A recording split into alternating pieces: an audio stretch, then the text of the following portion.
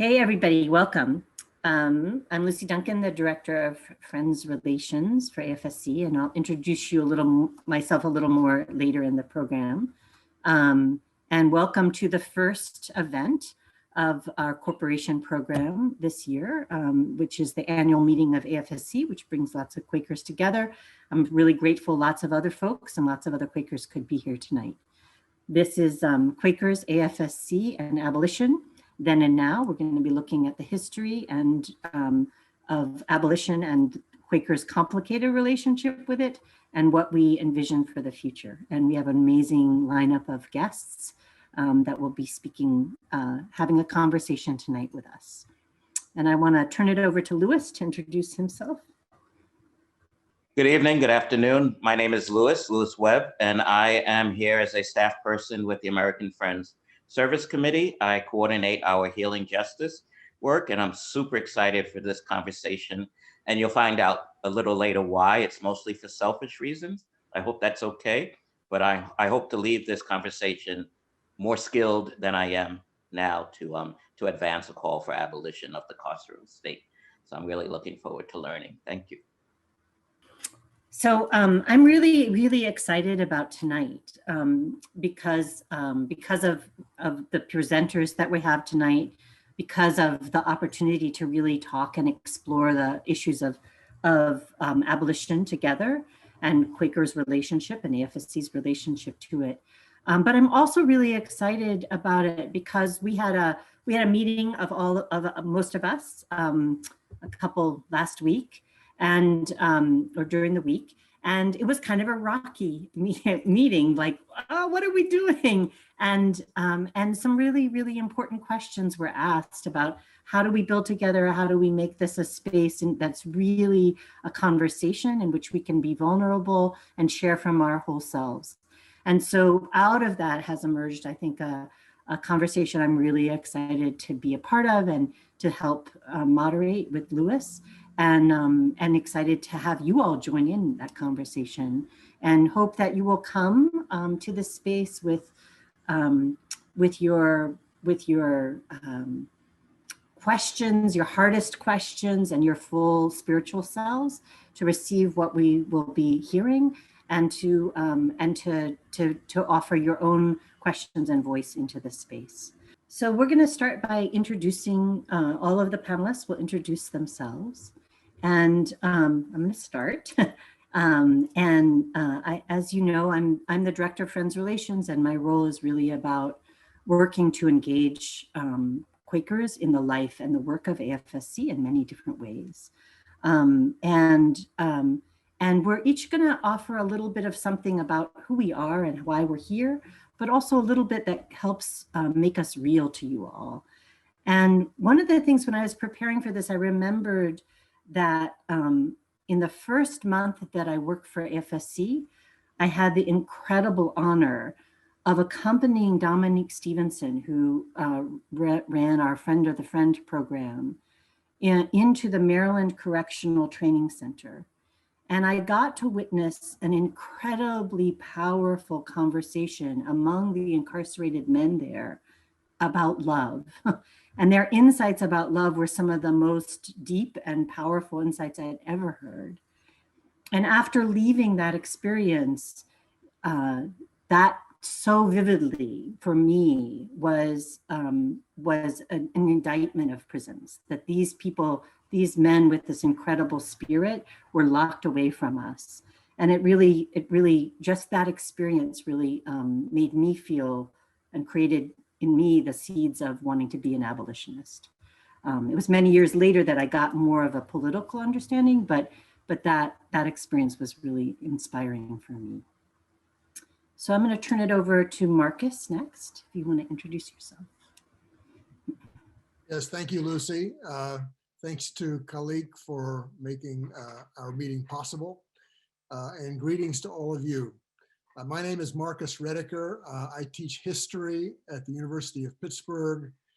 And I think Lucy invited me because I wrote a book about the Quaker abolitionist Benjamin Lay, a book called The Fearless Benjamin Lay, the Quaker dwarf who became the first revolutionary abolitionist.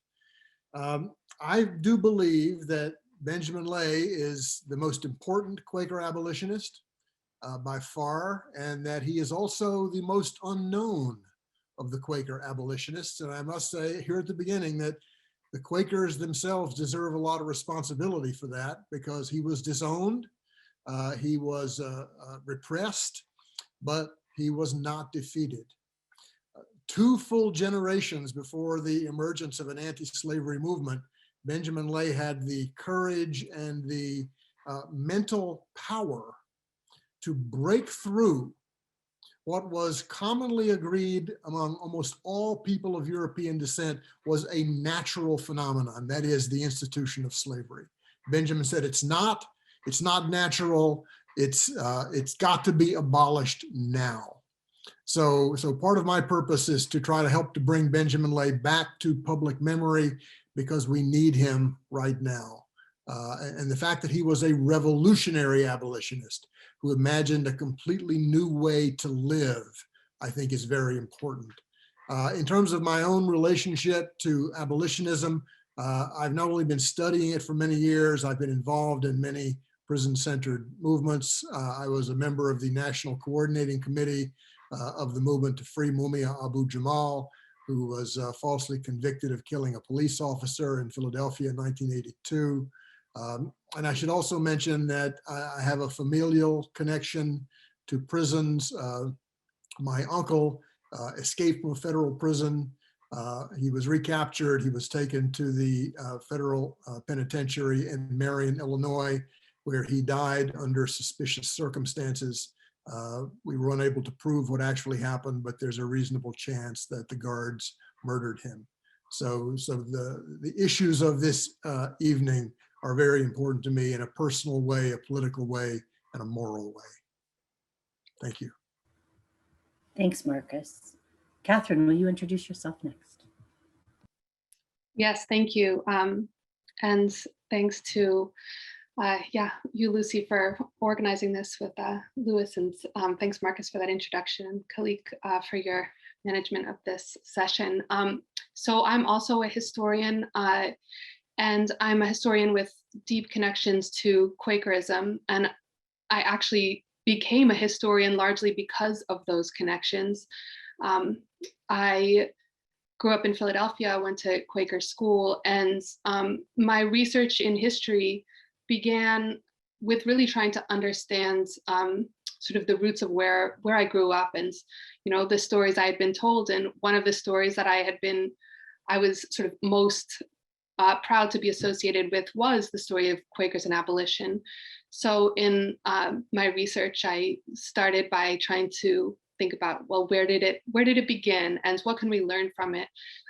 But sort of I went in a different direction from what Marcus was saying, and what I ended up studying was not Quakers and abolition so much as sort of the Quaker complicity with slavery, Quaker slaveholding practices among European Quakers. And really it challenged the narratives that I had learned growing up in ways that I think are important to bring into the light and to have conversations about. And I'm really honored to be part of this conversation today. And I think I'm still in the process of understanding, well, what does it mean to really be an abolitionist? I don't think I could call myself that, but I'm trying to use the study of the past in order to sort of move forward on that journey. So I'll stop there. Thanks, Katharine. Bob, would you please introduce yourself? Yeah, I'm Bob Eaton. Maybe I could claim to be an historian. My college work program was with the Swarthmore College Peace Collection, but maybe that's as close as I got to being an historian. I suppose I'm here because I spent over 2 years in prison, federal prison. And make no mistake about it, prisons are ugly, humane, and we will be condemned as a society and individually at some point in the future, just as we now condemn my distant cousins from the South who supported and profited indirectly from slavery. It's a violent place. And I guess I got to say one thing about the violence is that the violence I experienced was inmate on inmate. And that just makes the institution even worse to me, is what it does to people inside it. I'm lucky I still got my teeth though, in terms of that. Now, I learned something important in prison. I met people I would never have lived in close proximity to, never have met them as growing up and working as basically a white middle-class Quaker kid. And I learned some important things. And the most important thing I learned, and it infuses my thinking about this presentation, which I'll give later, everybody has a story, everybody. And you have to listen to those stories with respect and humility, and you have to learn from them.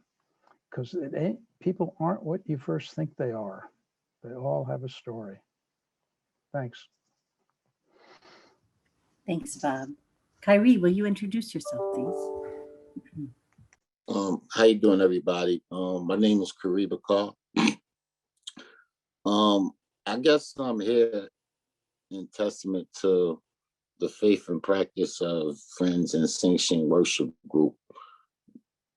Matthew Scallon, Norma, Ted, Sue, that was waiting in silence in that small meeting, in that prison meeting, and stumbled upon me on my restorative justice journey and introduced me to a faith and practice that kind of propelled me on this journey going forward. And in that small meeting, I remember we had composed a minute that was published in the Friends Journal, Reducing Violence from Within. And we composed of things, how we want to change the community and change the world. And we was in prison in ourselves thinking of a better world. And a faith and practice that allowed us the space and the think tank to do that. And now some of the members of the group have returned home. And I'm fortunate to say that we have did some historical things working with Webb and the American Friends Service Committee. And we have came home and like basically lived out some of that minute that we proposed in prison. And I guess because some of my write-ins or maybe even the minute, somebody like Lucy Duncan decided to want me to be part of this group. And I appreciate for being here. And I'm hoping I could bring some introspect to this conversation. And thank you for having me.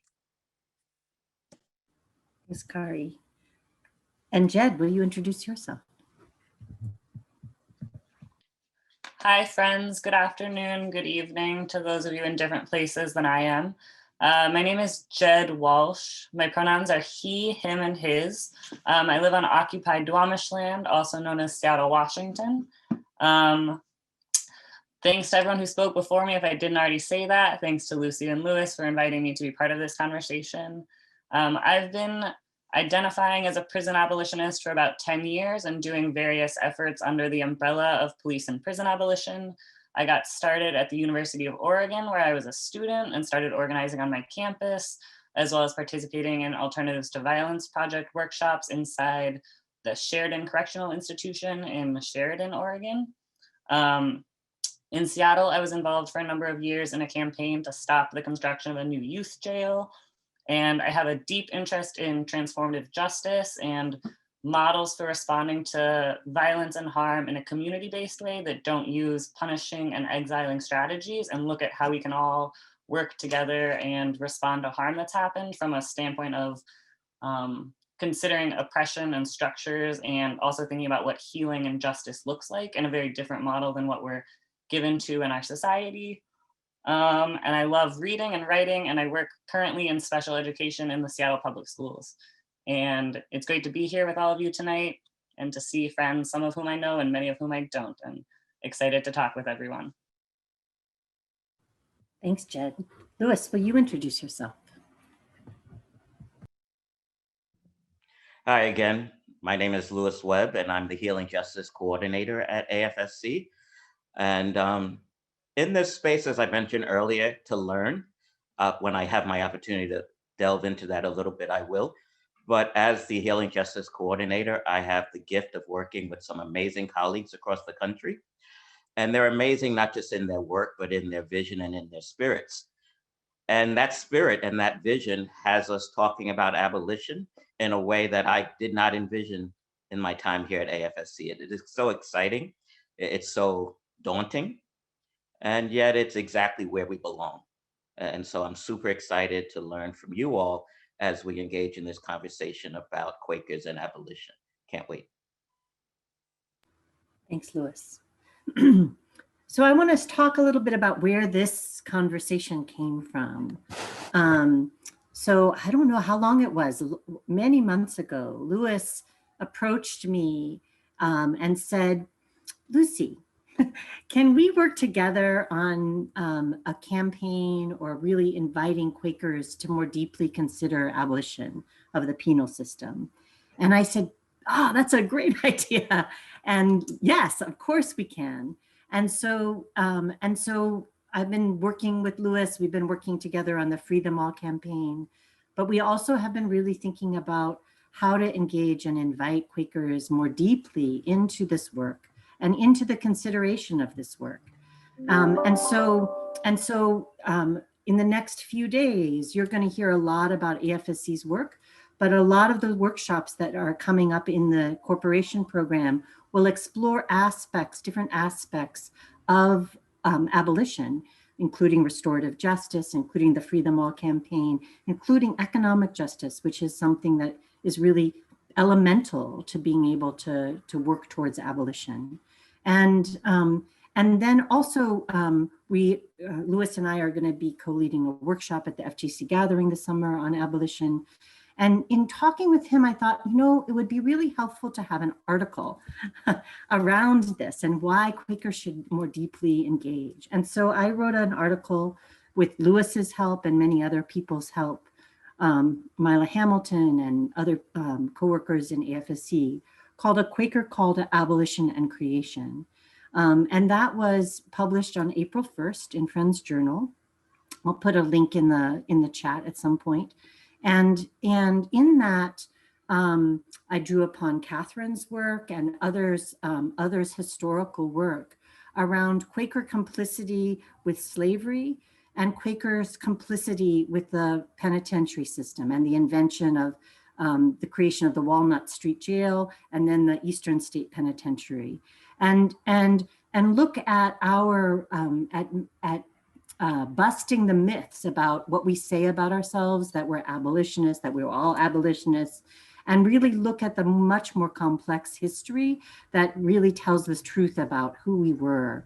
And we look at, one of the things that I think is really important is that as the Religious Society of Friends of Truth, that we really center that and really think about what does integrity call us to? And it calls us to have a really unflinching look at who we have been. And one of the ideas that emerged in conversation with my friend Mila Hamilton is the idea of intergenerational restorative justice, that as we look at our Quaker ancestors, we release them from the amber that our myths have put them in and let them be the full flawed humans that they were. And then we also get to be more free in our own identity in that process. And I want to read just a couple of lines from the article to get us sort of started thinking about this and thinking about the trajectory from slavery to the carceral system and all of the interwoven pieces that need to be abolished in order for us to create the world that we really, really need. So abolition of slavery and its afterlives arises from a sense that the system of policing, prisons, and detention, including US Immigration and Customs Enforcement, ICE, and US Customs and Border Protection, is corrupt at its root. We cannot reform or tweak our way to a better system. The story of the Walnut Street Jail and Eastern State Penitentiary, both arising from Quaker and Protestant efforts to ameliorate suffering, demonstrates the dangers of innovating on systems and methodologies that foundationally dehumanize, criminalize, and do not offer justice and healing for victims or true transformation for those who cause harm. Abolitionist thinking is holistic, that ending the system of punishment and incarcerating control itself is necessary, and invites us to imagine a whole new way of not only dealing with harm, but of how we think of ourselves in community. It provokes questions like, what does true justice look like? What does it mean to center healing and transforming relationships and create community safety from authentic accountability and relational reconnection? Abolition does not minimize the reality of harm or violence, but rather invites us to consider a way of doing things that interrupts cycles of harm, violence, and trauma, and restores perpetrators and victims into community and their full humanity. I believe that a plant's potential lies in its seed. Prisons, like policing, are born of the seed of chattel slavery, and no amount of striving to make these institutions more mild and gentle, which is what Fox wrote about what he thought people, how those who had held people in chattel slavery, Quakers, in Barbados should treat those they enslaved. No amount of striving to make these institutions more mild and gentle will achieve more justice or will create a system that moves from harm to healing. We currently live in a model of justice based on punishment, not healing. It infuses our thinking, our schools, the way we parent, and even how we think of other people as bodies to control or contain rather than spirits to support in becoming whole. I'm going to turn it over to Louis for some remarks, and then I'm going to pose 2 questions to our panelists, and then we'll get started deeper into the conversation. Go ahead, Louis. Thank you so much, Lucy. So I'm going to take you all on a short journey, although it's actually a 10-year journey for me, but I'll condense it as best I can. So I started at AFSC a little over 10 years ago, and my supervisor at the time, Elizabeth Enlow, she welcomed me to the office on my first day, and she handed me a stack of papers. And she said, if you want to understand where AFSC is on healing justice issues and where Quakers are, you want to dive into this stack. And I said, thank you, rolled my eyes a little bit because that's not what I wanted to do on my first day, but she didn't see that. Anyway, so I started reading. And luckily for me, near the top of the stack was a 1978 minute that, in my opinion, was a very clear call for prison abolition. So I knew I was in the right place. A couple of years later, I'm still relatively new in the work. I'm invited to a faith community table after Michelle Alexander wrote her book, The New Jim Crow. And I'm invited to represent AFSC and probably to a lesser degree, the Quaker community in this conversation. So I'm kind of proud about that, right? I'm going to go in there, chest out, convinced that I'm representing one of the most forward-thinking, impressive slavery abolitionists, and just connect it to what we are as a prison abolitionist organization. However, about a week before the conversation was to happen, I said, you know what, I better bone up a little bit and look at some of the other information out there about AFSC's prison abolition work and the work of Quakers to abolish slavery. Long story short, I didn't have my chest out as wide and as proud after doing the reading and doing the research. You know, I learned that just like in every other community, the myth is not always the truth. And that is what brings me to this conversation. I want to believe that I represent an organization that gets it and has committed to a way forward that does not incarcerate people, and has based that position on its long history and connection to Quakers, where we abhor all forms of state-run violence, including the slavery system of 200 plus years ago. The problem is, if I go into a space and espouse that, I'm not always telling the truth. And that's frightening for me. I want to go in a space and tell the truth of the organization that I represent while also telling my truth. And right now, I'm not sure they're all aligned. And so I come to this space with you to help myself figure that out, to learn more about AFSC's work on prisons and its commitment to prison abolition, if in fact there is one, and why it is so consistent with what I understood to be the Quaker commitment to slavery abolition. My struggle is that there are conflicting messages. And so as we embark on this conversation and this week, I hope at the end I will be more convinced than I am today that I do in fact represent a prison abolition, a penal system abolition, and a carceral state abolitionist organization that is grounded on a community of faith that knew then and knows now that slavery in all of its manifestations is wrong, and that if we don't work to abolish all of it, then we fall short of everything we claim to be. And so I will be listening very attentively to the conversation, taking notes, and looking forward to that next opportunity to be invited to a space so that my chest can rightfully be as broad and as proud as I want it to be, representing AFSC and the Quaker community in conversations around abolishing these systems. So I can't wait. And I will let you know if I'm feeling like I'm not getting what I need. All right, so Lucy, I hope you invite me to interject and ask a question or two where I realize that what I'm hearing is problematic and need clarity. Is that okay? I see your head nodding, so I will accept that and look forward to learning with you all this evening. Thank you. Thanks, Louis. Yeah, let's live into the light, is what I want to say. So we're gonna organize this. I'm gonna ask two questions that all of our presenters will respond to, and then there'll be time, as I said before, for questions from the broader audience. We'll also likely there will be some responses that our presenters and guests want to respond to each other, but leave a little space for that.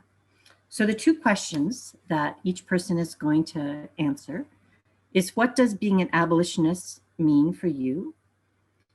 And then what does the past history of abolition and Quaker participation or lack thereof teach us? And what are your hopes for abolition in this current era and into the future? And Marcus has agreed to start us off. Go ahead. Thank you, Louis, for those heartfelt comments. Thank you, Lucy. What does abolitionism mean? Well, you've asked a historian, and so let me give you a little history of that concept. The term abolitionist really begins to be used in the 1790s within the struggle to abolish the slave trade. But it really doesn't become a widespread part of political language until the 1830s. That's the moment when an abolitionist movement takes off. That's the way in which a movement from below generates new understandings and creates this thing called an abolitionist. Okay, so it's got a history, and the history is based in a movement. And so one of my points about being an abolitionist is that you've got to work and you've got to prove it. Okay, that's just one point. So as we talked about this matter in our meeting last week, Khary said, basically, you got to be clear about what it is you want to abolish. Now, Benjamin Lay, whom I mentioned earlier, was a revolutionary abolitionist, and he certainly wanted to abolish slavery, but he wanted to abolish a lot of other things too. He wanted to abolish inequality in all the forms in which he could find it, between men and women, between human beings and animals. He was he was one of the early proponents of animal rights. He was a vegan 200 years before that word was invented. He wanted a society that was not governed by the market. Now, he didn't call it capitalism, but that was what he was criticizing. Because what he said was, capitalism hides the exploitation of people beneath this thing called the commodity. And he used the example of sugar. right? Sugar, Benjamin Lay said, was made with the blood of enslaved Africans. But when you buy it in the market, you don't know that. So the point here is that abolitionism is something that is deep and profound and has to involve fundamental change. And in my view, speaking only for myself, it really must be about capitalism itself. You will never abolish prisons unless you abolish capitalism, because those two things are very closely bound up in their histories. So moving to the second question, what can we learn from the Quaker experience of slavery and abolition? Well, I want to suggest two things which may seem contradictory, but in the end they're not. The first thing it teaches us is that, folks, it was a tremendous struggle to get Quakers to give up their slaves. It took a long time to do that. Even within this progressive group, the first discussions, recorded discussions, are 1688, but it's 1776 before slave owning is a disownable offense among Quakers. Okay, Benjamin Lay, when he came to Philadelphia from England in 1732, found that 50% of the members of the Philadelphia Monthly Meeting all owned slaves. He was infuriated about this. So here's the point. It is a struggle to reach abolition. And Benjamin Lay, like several others, was actually disowned because of his radicalism on these subjects.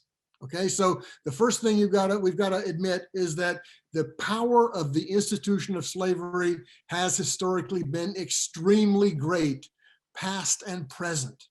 Okay, so, and the legacy of slavery, something we live with every minute of every day, is still extremely powerful.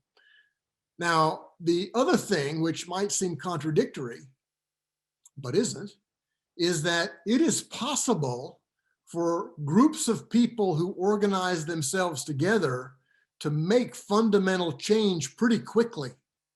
And I'll give here the example of a group of a dozen people. They were all men. They were actually all white men who met in London in 1787 to form the Society for Effecting the Abolition of the Slave Trade, 1787. Now, this was a powerful institution involving millions and millions of dollars and pounds of wealth worldwide, and they proposed to abolish it. And within 5 years in England, they essentially had a national consensus to abolish the slave trade. Now, the actual abolition didn't happen for another 15 years because of war with France. England and France went to war in 1793, and that pushed abolition off the table, so to speak. But here's the point.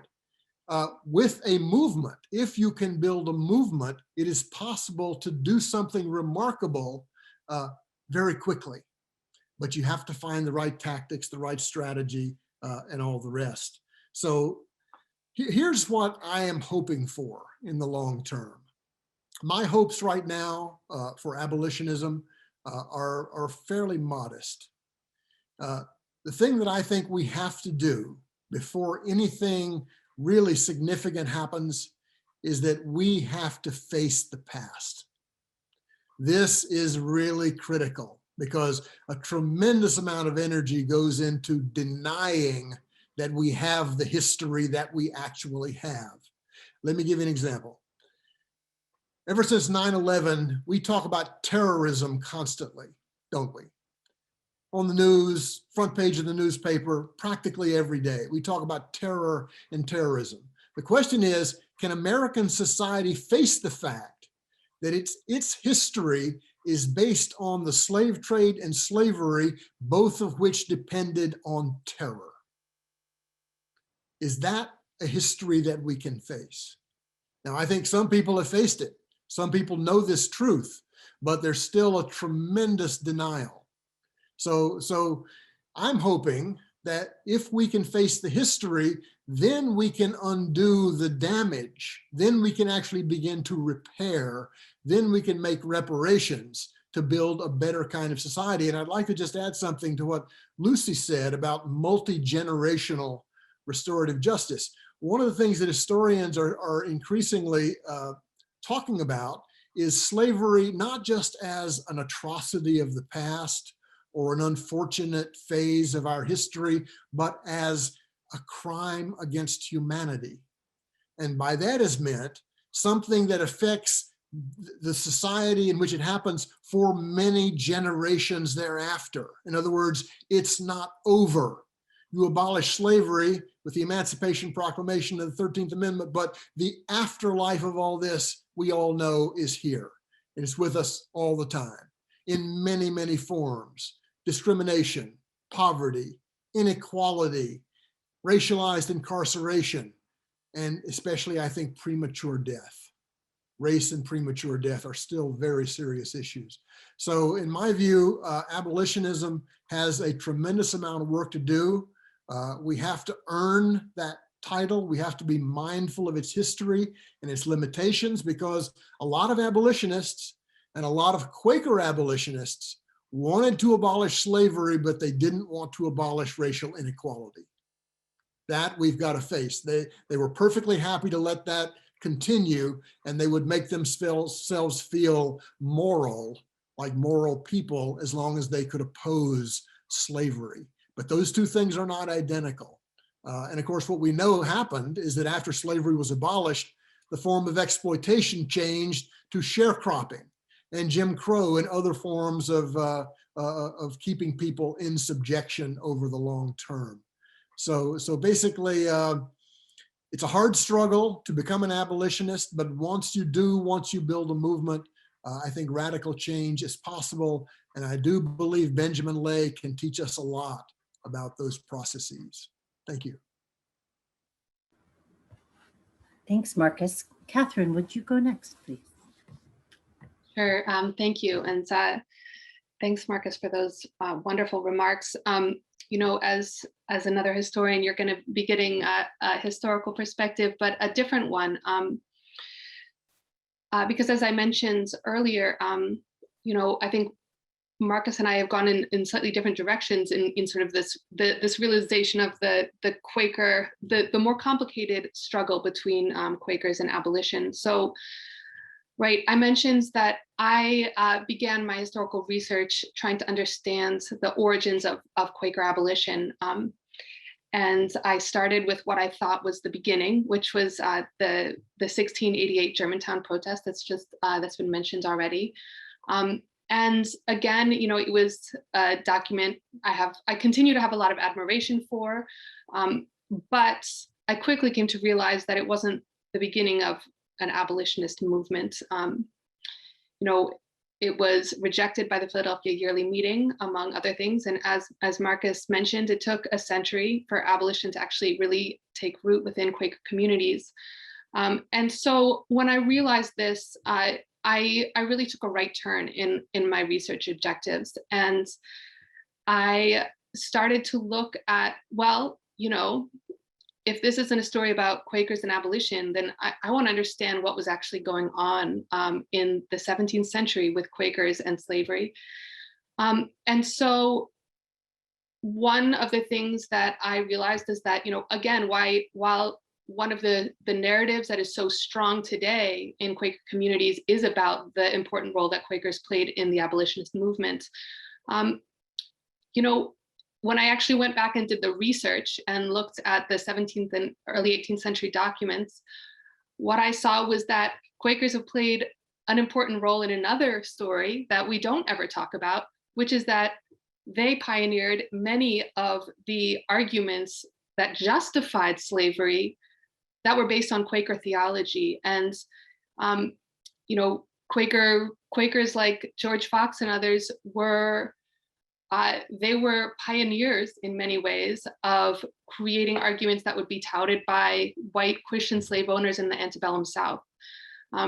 In my research, I started calling this way of thinking Christian slavery, and I talk about it as it sort of connects with the rise of white supremacy. So it's a very different story, but it took me about a decade of really digging in those records and and not trying to tell a sort of a hopeful proto-history of abolition, but really looking more firmly and attempting to look sort of unflinchingly at the actual history.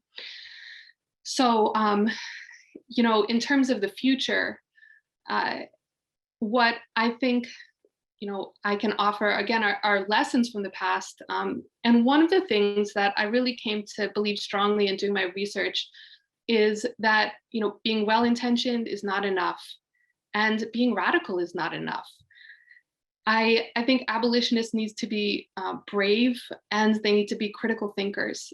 And I think a lot sort of about George Fox in this respect, and in many of the ways in which I think that he missed a moment.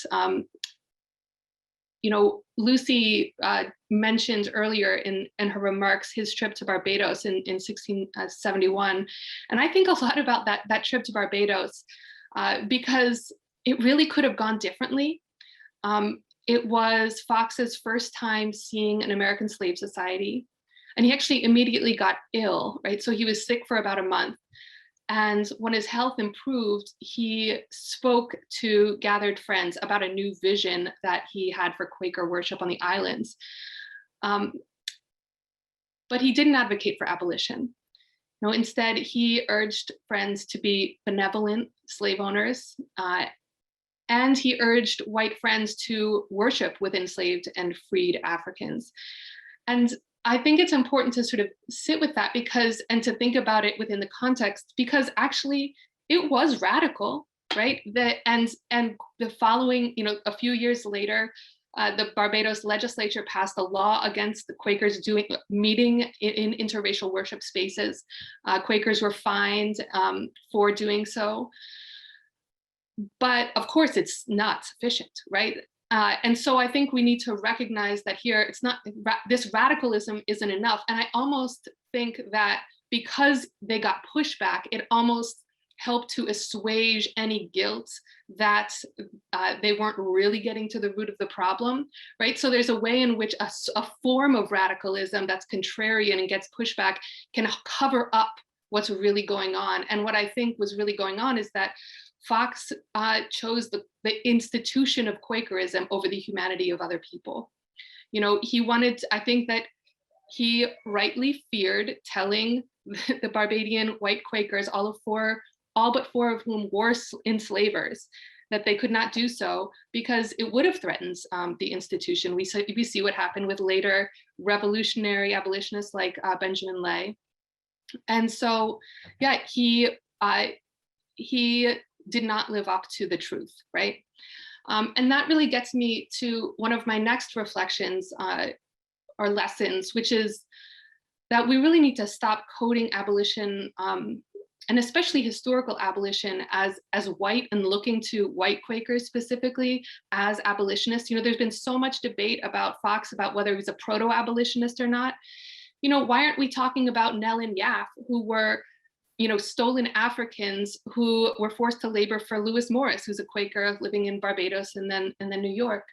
And that is increasingly in sort of in history, historians are completely reframing what we mean, who we're talking about when we're talking about abolitionists, because Europeans were not the first abolitionists.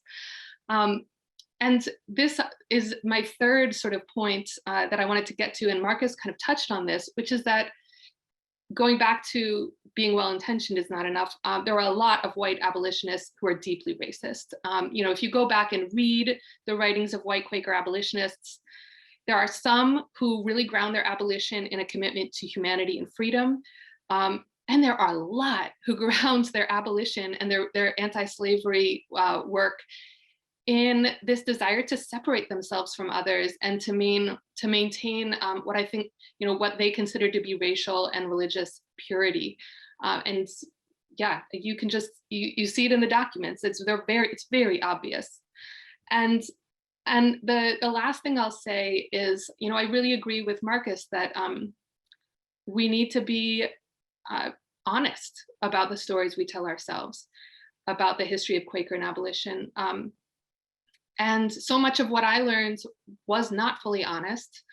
And I'm still, I'll be honest, like I'm still reckoning with what that means for me, and what, and I don't, and like I said in the beginning, I don't know right now what, you know, what it would mean to be like really be an abolitionist now. And it's something that I aspire to, but I cannot, you know, claim it as my own, because I think there's so much more work to be done, both in understanding the past and in really being honest about our present. So I'll stop there. Thanks, Katharine. Bob, I would love for you to go next, and thank you so much.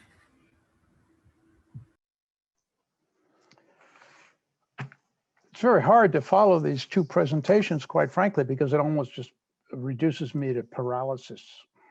And I'm reminded of Isaiah, 6th chapter. Isaiah's a janitor in the temple or something like that, and he's in there cleaning up the place, and bang, God appears. Smoke, seraphim, great description he gives of this phenomenon. And he falls on his knees in front of this whole thing and says, "Woe is me, I am a man of unclean lips, and I dwell in the midst of a people of unclean lips." And that's the way I kind of feel when you really get down into the history of it, not just the Society of Friends, anybody. I mean, you get down to it, history's nasty because it points out that we all got feet of clay now. But the interesting thing about Isaiah is that thunder and smoke, and God says, "Who shall I send? Who will go for me?" And Isaiah says, "Well, here I am, send me." And I'd like to focus not on the man of unclean lips in a country of people of unclean lips, but the simple statement, here I am, I'm going to give it a shot. It doesn't deny one or the other stories, but it's another story. And here's the story. I told you that prison taught me to listen to people's stories. Well, the Service Committee has some stories. And one of them is about prison abolition.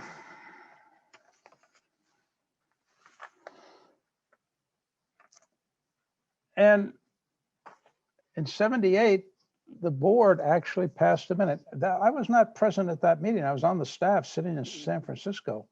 That was a heavy discussion. The minute's available, you can read it. It goes on for pages. There was agony. Sort of the essential question about prison. What do you do about Charlie Manson? Come on, answer that question, and then maybe we can talk about getting rid of prisons. Tough stuff. And finally, the Service Committee said, it doesn't matter. They are wrong. We got to abolish them. What's interesting about the story is not that minute per se. And by the way, that minute also, there was a second minute which said the exclusion clause in the 13th Amendment should be taken out. The exclusion clause, 13th Amendment abolished slavery. And then there was an exclusion clause written for the benefit of former slaveholders who wanted an economy that worked the same way, if not with the same name, that said, oh, the exclusion is people who are found guilty of a crime. You can enslave them, that's cool. And that led directly to a system in the South of indentured, of slave labor by another name. But what's interesting to me is, over time, as the Service Committee worked on this issue and continued our prison visited, continued doing the direct service work, continued all the different facets of our criminal justice work, we came to another understanding.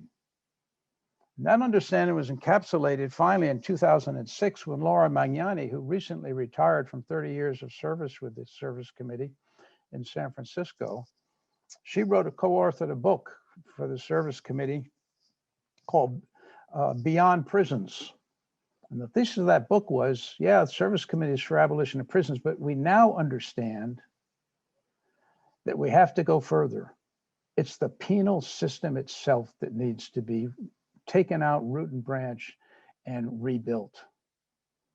That was an understanding that came out of struggle to try to live into the consequences of saying we don't like prisons. And that brings me now, dear friends, back to slavery and back to W.E.B. Du Bois. In 1935, as usual, this guy was ahead of the rest of us a long time. And Angela Davis sort of discovered this writing of Du Bois and has popularized it. He developed the concept of abolition democracy. And Angela Davis wrote in a book of the same name that she wrote in 2005, Du Bois argued that the abolition of slavery was accomplished only in the negative sense. In order to achieve the comprehensive abolition of slavery, after the institution was rendered illegal and Black people were released from their chains, new institutions should have been created to incorporate Black people into the social order. And of course, that was a failing, well documented by history. It was the failing of Reconstruction in the South, but it was bigger failure than that. It was a moral failing, and Katharine alluded to it, because a hell of a lot of people were against slavery, basically were white supremacists when it really came down to it. There were all sorts of flaws that led to this. But to me, what Du Bois was getting at is that abolition is an attitude and an approach that you may start out with a particular concern, slavery. Maybe you saw a slave whipped and that was it, you became an abolitionist. But you know, you have to go beyond saying, oh, I don't want that to happen anymore, get rid of slavery. You have to begin to look at institutions. And this gets me to Marcus's point of looking at the broader picture.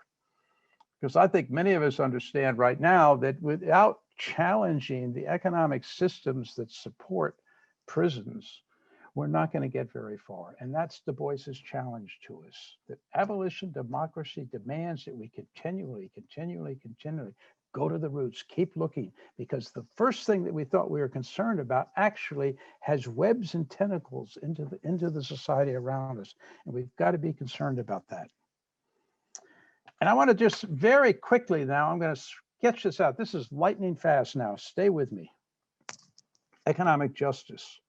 From the beginning, although the first instance service committee started sending young men to France because they were conscientious objectors, even in 1922, we saw the problems of poverty, and we were doing feeding programs in the West Virginia coal fields for impoverished miners' families and children that were dying of starvation. That was the first instance, the first motion. We said, gotta stop that. Very quickly, we started collaborating with Eleanor Roosevelt, the United Mine Workers, and the University of West Virginia. We started the service committee sponsored cooperative housing for the miners, trying to improve their living conditions. That's my 1 minute. Now watch this. This is going to be marvelous. We very quickly understood that direct service, as important it wasn't enough. We had to look at the institutions, the economic institutions themselves. So before you know it, the AFSC is seconding David Burciaga, our staff person in California, to be the chief negotiator for the United Farm Workers Union, because we knew union power had to be part of the solution. It wasn't just cooperative housing. As W.E. Du Bois told us, we kept looking and further, and we saw the tentacles, and we carried them where they led us. So we have to sort of, by the way, Caesar and I used to do an annual evaluation of David's work, and Caesar told me once, Bob, if you ever fired David Burciaga, within 24 hours, it's going to be UFW picket in front of your office. He laughed and I laughed, but we've rehired David every year. Anyway, so I'm saying that we are now, I have to just make terrible leaps to stay under my 8 minutes, but we are now, I think, as an organization, continually searching, continually trying to understand what's the root, what's going on, how can we address these problems. I think we're now on the cusp of an understanding that the abolition democracy demands an unremitting assault on corporate capitalism. We haven't written a minute about that, but I think that's where we're going. I think we're very close to it, both the AFSC and the Society of Friends. I think it's an exciting time, and that there is a glorious path of discovery to figure out what that means. And I would just lay on you, by the way, we have a strategic plan. Got to make a pitch for the AFSC strategic plan. And the strategic plan says a couple things. One thing says how we work is inseparable from what we do in the world. Fundamental, fundamental. And W.E. Du Bois would say, now you're onto something, friends. Keep working on that little proposition. You'll get far. I think he'd say that from heaven where he resides. We also said in that strategy, working in dynamic relations with communities and partners, AFSC seeks, secures, and sustains transformative shifts in systems of power to reduce all forms of violence. And this came right after we were talking about working in communities. And I think we have to now, as abolitionists, ask the hard question. Are we prepared to seek transformations of power in the way we do our work, in the very structure of this organization? That's what abolition democracy says we have to do. Go to the roots, look at what we do and how we do it, and begin to ask those tough questions. Sorry, I think I went to 9 minutes. Thanks, Bob. Khary, would you go next, please? You know, to the two questions, I'm gonna try to sum it up. And it's really simple. What is abolitionist? And it's really, I have to go back to the roots, the faith and practice. And we get that orange book and they don't look pretty, but the faith and the practice is the core. Because I think somebody turned this somewhere before, the social gospel. And that's what we have to get back to.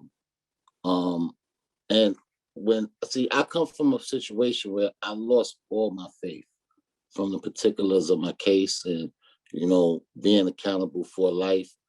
And so I had to search, and I was trying to search for what was right. And it took me all the way back to Egypt, and where it was a faith of practice of meditation, silence, inward search, right? And within this inward search, pyramids was built and great civilizations were started, and then all of a sudden, people didn't go inwardly no more. And then in what 1600s. Here come Fox with an inward search. And what happens then? You have a social gospel that shocks the world. And you have some of the biggest social reformers take stage, whether they're religious tolerance, whether it's female equality, slavery. And we could nitpick about, they could have did more about this, or they could have did. Well, I hope people nitpick about what we could have did more when we actually get something significant done in this era. So that's where I'm at. So that, you know, when you ask about what is about this, it's our faith and our practice, you know, and I think it's a juncture in this time, and it's where everything seems like it's going wrong, for us to sit back and go to our faith and practice and give an inward search and let God direct us so we could get things of significance done now. I remember when we was prepping for the group and you was talking about what we wanted to do, and I made the example of the engine about capitalism, and that's how the issue. And it's funny because we're arguing black and white, but it's atrocities all over the world. That, you know, humans, I think William Penn said it when they was established in Pennsylvania, that who are the people, because we make it seem like the government is some aliens that come from outer space, but the government is the people. So the people, we don't got it right, so how the government can get it right? He says something like, if men be good, they'll turn the government to be good. But if men be bad, government be bad. So collectively, humans, we're at a point where we're not good. So our leadership is not good because we're not good. And so it's a lot of issues there, where whether it's capitalism, yes, it's amazing. It compelled the slave trade. It compelled all the atrocities of the world. It could compel World War II, with 60 to 80 million people died. So yes, that's an issue that we have to deal with. It's a tall task at hand, but getting it, who see when you say Quakers, and since I came home and I and started going to meeting, it almost has become like Quakers has become a yacht club. It's almost it's good for a European to say I'm a Quaker. It's almost like buying a Benz. You know what I mean? It makes you look good and prestigious amongst your friends. You know what I mean? Oh, they a good person, they're a Quaker. That's just like the person that made the Quaker oats. He wasn't even a Quaker, but it was good for business. So he put the Quaker oats. And that's what we became known for, the Quaker oats, instead of our faith and practice. So when you talk about what is abolishes, it goes back to that yellow book in our faith and our practice. And if you believe in that faith and practice, then we get collective that silence and the think tanks, and we could get things done. A little bit, because that little faith and practice that happened in that Sing Sing minute, in that Sing Sing worship group, since I came home, we have been done historical things working with the American Friends Service Committee. And I'm gonna go back to the minute when reducing violence from within. And everything we wrote in that minute, we have since brothers in the group working with the American Friends Service Committee has the ones that's fortunate to have been released. We have worked with Lewis Webb to create workshops on youth civic engagement, where now Good Shepherds and alternative schools have put civic engagement as part of their curriculum. We have trained staff in trauma. We have done a whole lot. And that's a small sample size of faith and practice in the community.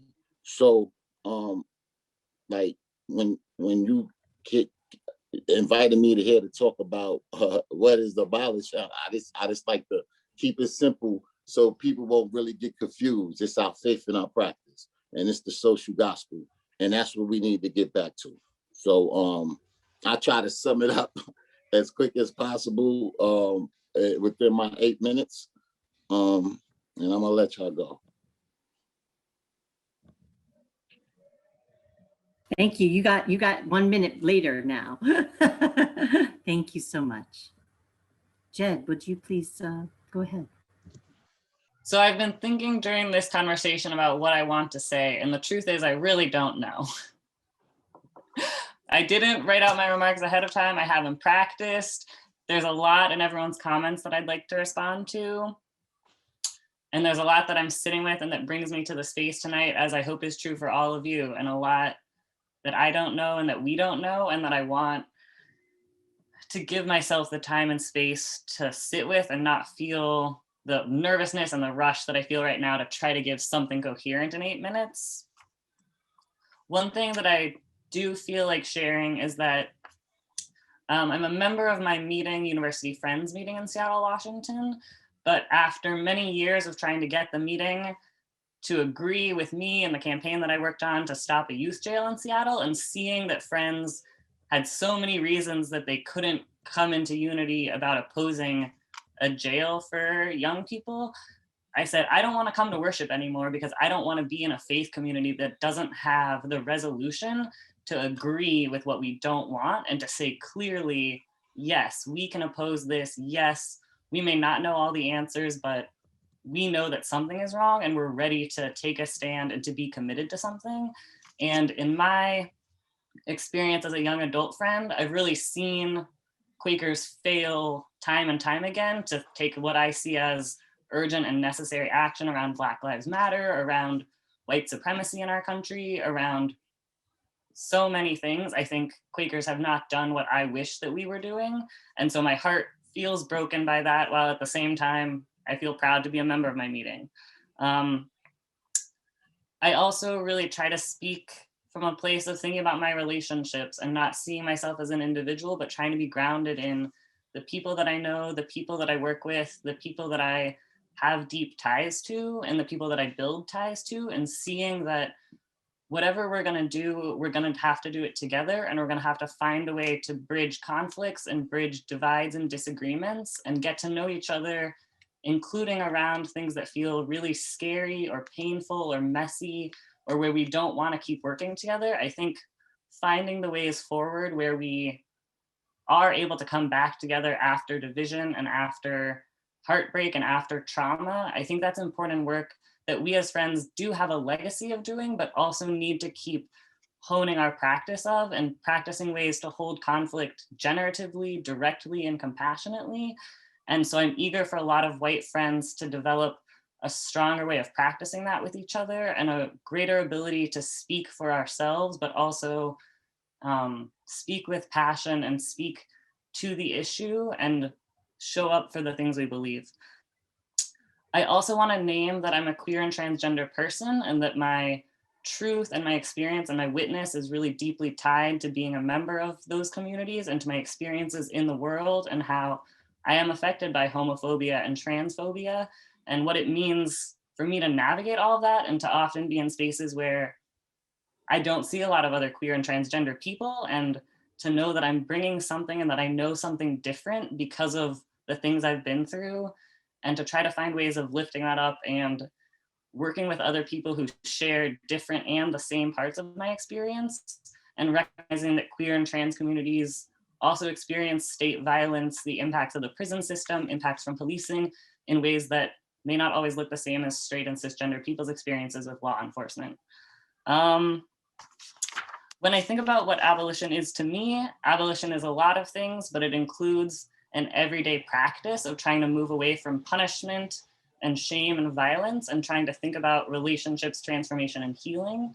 And so I'm really interested in interpersonal movements to respond to harm. I'm interested in nonviolence. I'm interested in social movements and in ways of living that try to fight back and challenge and undo the violences that we inherit and that we're part of every day, and find something else in the shards of that.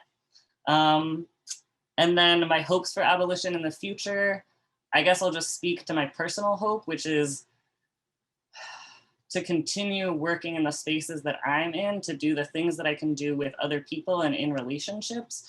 And that's why I've been really excited to be part of the Quaker Abolition Network and to see these conversations growing among friends, and to know that while the work is never going to be perfect and we're never going to be perfect, to believe that there are things that we are being called to do and that can happen through conversation and through struggling together.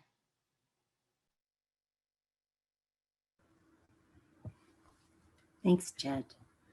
I would like to return to our presenters and see if, as you've listened to one another, there's more that you would love to share in response to each other.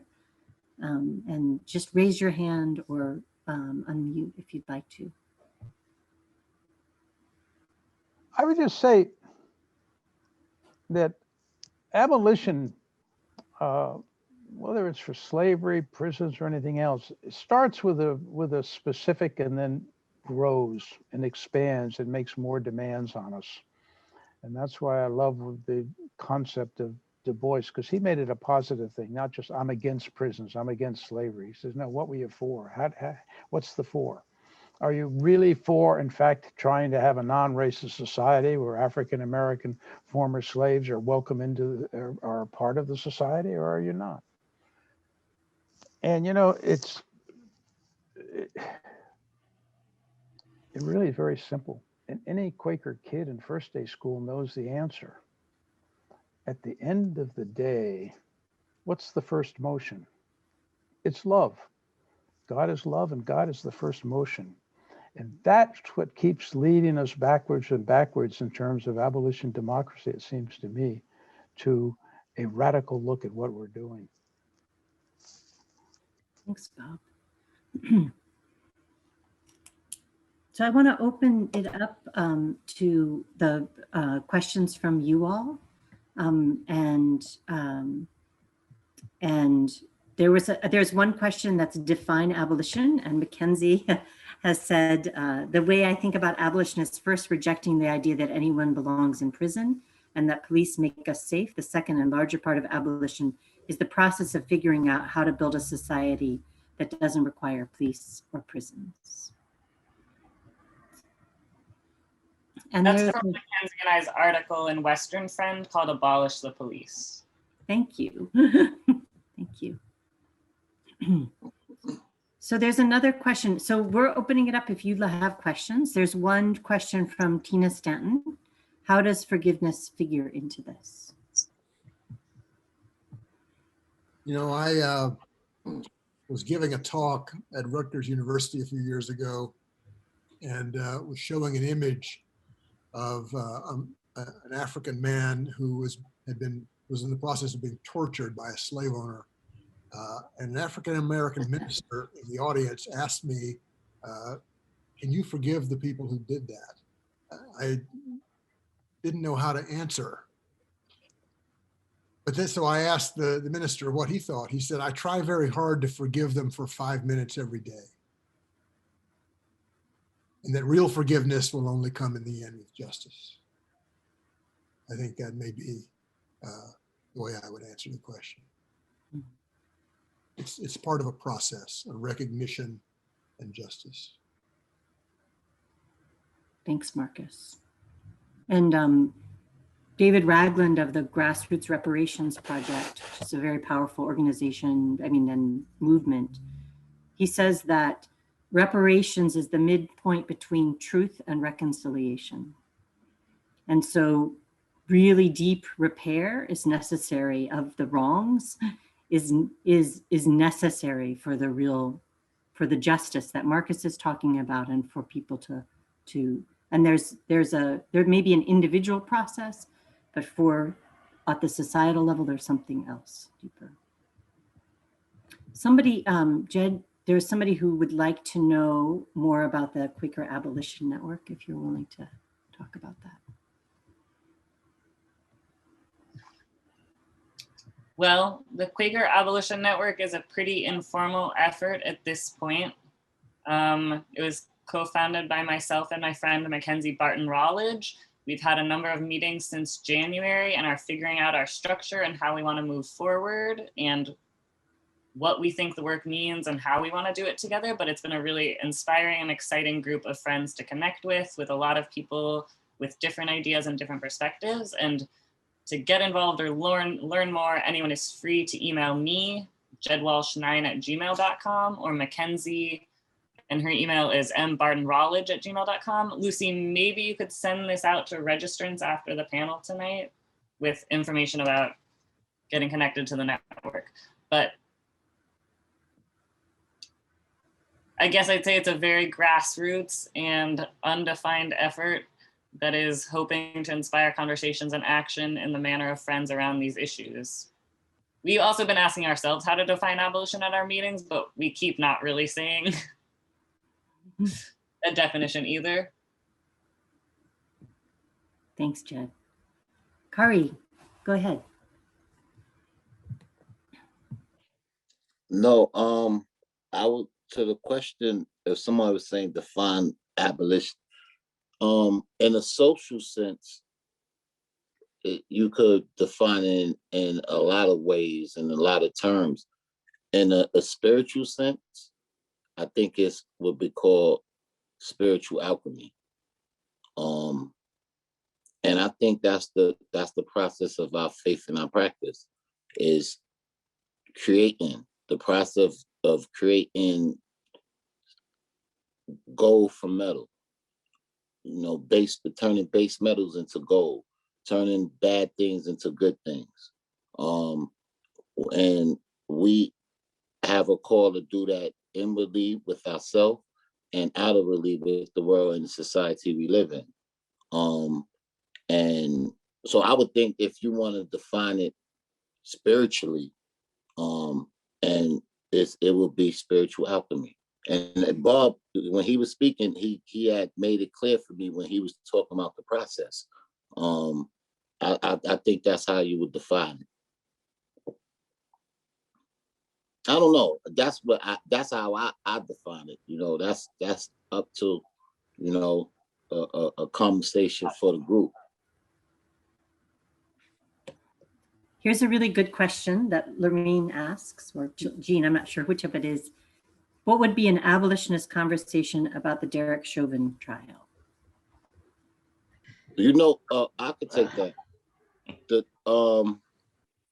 The devil, and you know what, honestly, and it's funny that you said that, because it dealing with with that minute, we was talking about how the police have to be from our community.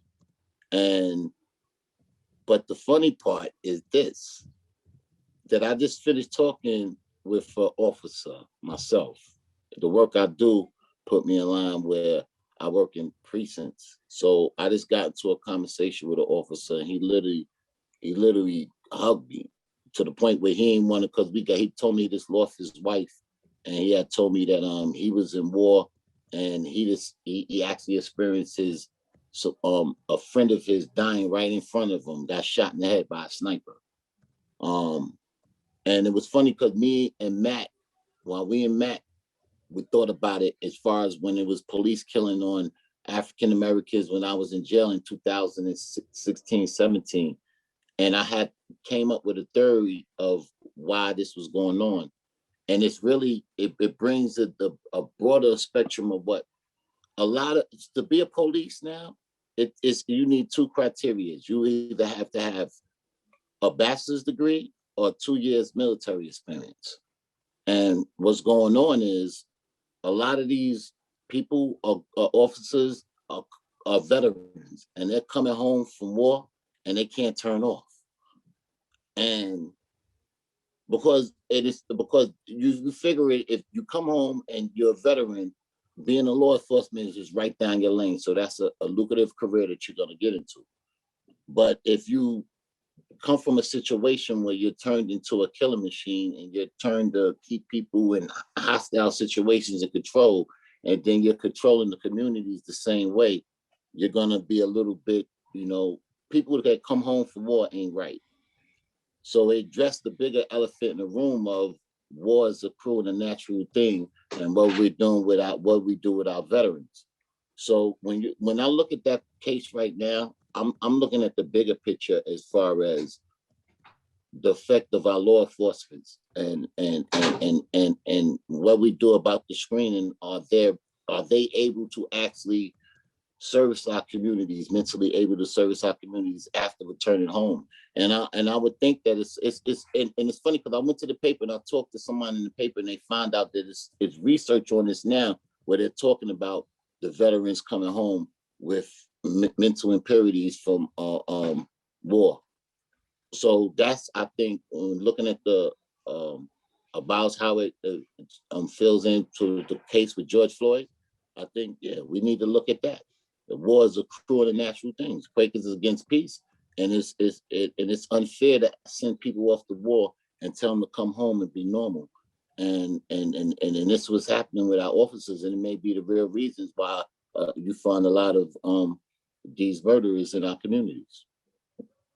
Thank you, Khary. I think that's a really important linkage. And I think also Alex Vitale, who wrote The End of Policing, talks about how the police, when it's an occupying force, is very different. Like, you hire people from the community, and that people recognized, instead of hiring like an invading force. So that's also like how he talks about it, that the police are often like an occupation force in communities. So Louis, I'm going to turn it over to you to do a little moderation and question asking, if you'd be willing to, and weaving of the community. And thank you, Khary. And the connection of the military is really important. Thank you, Lucy. Very early in today's conversation, I said that I was coming here very selfishly, and needing to leave here being able to very proudly and correctly represent AFSC as an abolitionist organization grounded in a community of faith that understands why these systems must be abolished. So I'm I'm getting there. I think this conversation has strongly helped me as I move forward, but I'd just like to ask the presenters just a couple of questions, if that's okay. And it may not be exactly in line with what we had planned, but sometimes conversations go that way, and I hope that's okay, Lucy. It is, okay, great. So Marcus, as I said, I want to believe that the Quaker community, I can certainly add Katharine to this question. I want to believe that I'm representing a faith community that was very clearly slavery abolitionist, but from what when I listen to you both, I'm not as convinced. If you had to answer that question with a yes or no, not understanding that there may be outliers on both sides, would you identify the Religious Society of Friends as a slavery abolitionist organization or community? And I'm asking both Katharine and Marcus, if you would.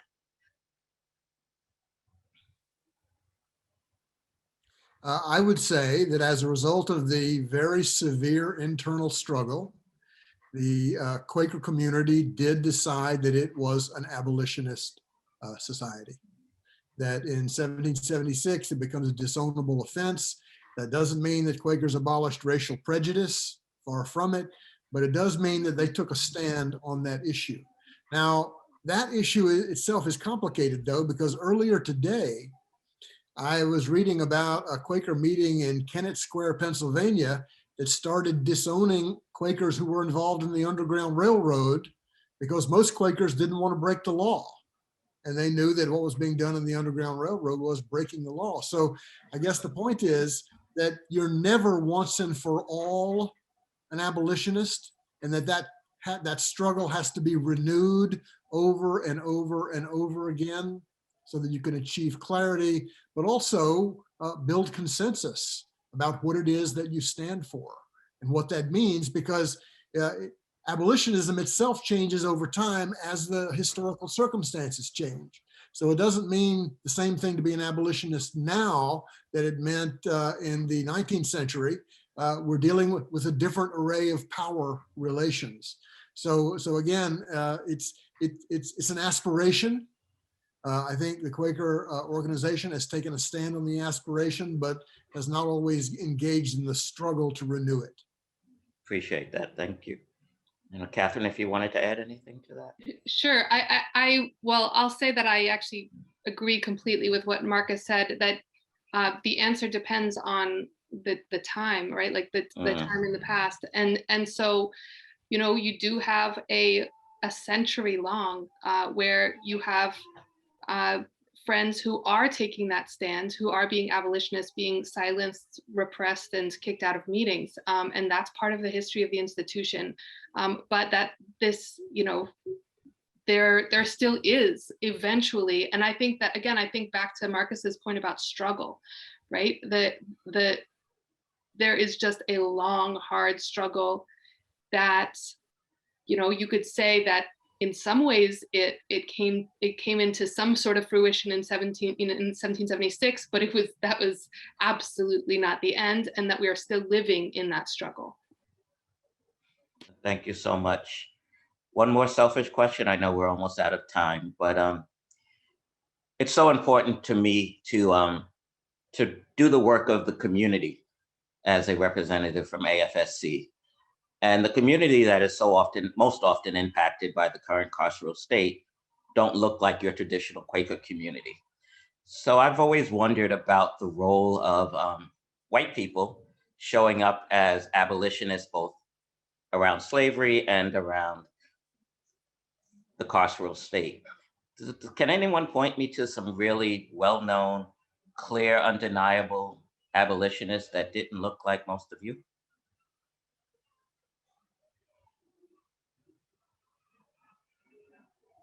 Totally open, and if you can't, I'll do the research. Louis, I'll be glad to send you references because as Katharine said, we're now finally reaching the point where we are seeing the struggle against slavery as something that constituted the abolitionist struggle. For a long time, those two things were kept separate. But now we see that through individuals like Frederick Douglass, Henry Highland Garnett, Harriet Jacobs, and lots of other people, the struggle from below is actually both guiding and educating the white abolitionist movement. I work these days a lot on fugitives, people who run away from the plantation. A PhD student of mine has written a remarkable study of how those runaways educated the white abolitionists about the nature of slavery. That's how they learned what it was, by interviewing people who had run away and who had struggled to kind of strike a blow against it. So I think I'd be glad to communicate with you, to give you names, suggestions, other things that you could learn about, because I think that the sort of generative force of abolitionism does come from this struggle from below against slavery. Thank you so much.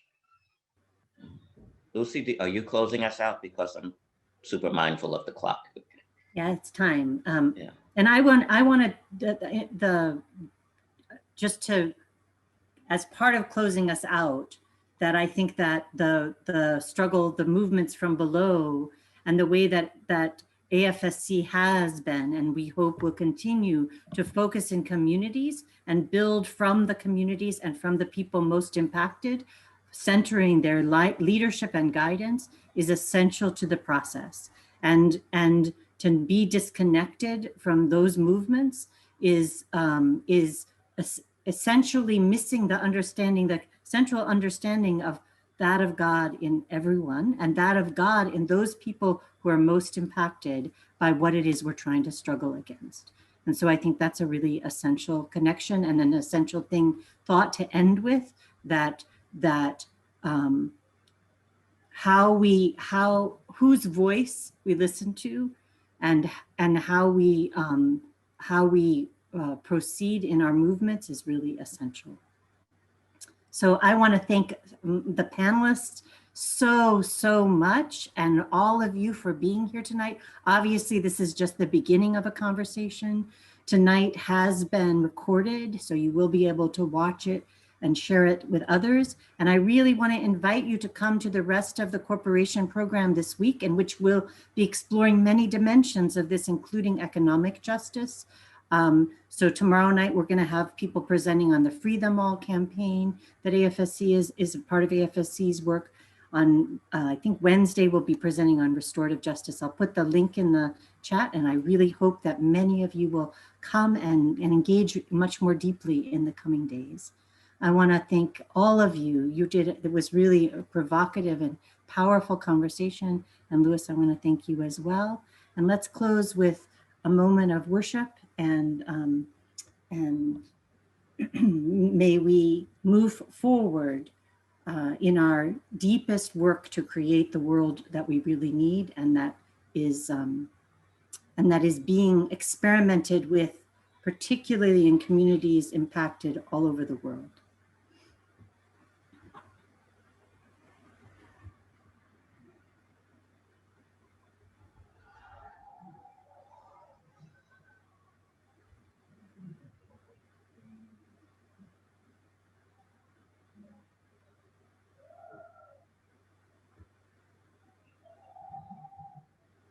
Thank you very much. Good night. Right.